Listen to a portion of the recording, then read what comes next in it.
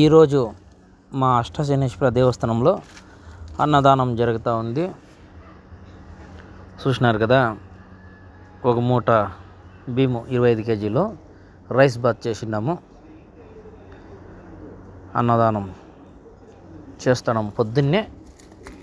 ఈ పొద్దు 8 గంటలకే రైస్ బాత్ చేసినాము, టమాటా బాత్.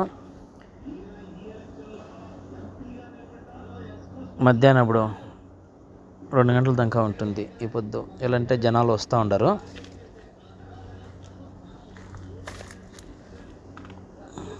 చూసినారు కదా,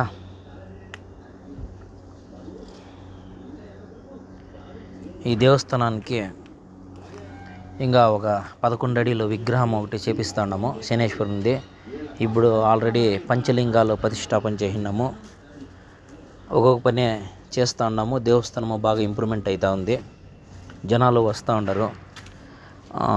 అన్ని దేవస్థానాల్లోనూ శనివారం ఒకే దినమే వచ్చేది శనేశ్వరుని దేవస్థానంకి. కానీ ఈ దేవస్థానంకి ప్రతి దినము ఓపెన్లో ఉంటుంది. వస్తూనే ఉంటారు జనాలు.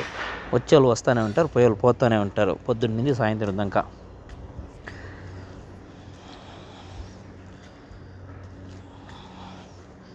అష్టశనేశ్వర దేవస్థానము పంచాక్షపురం, వస్తూరు పక్కలో.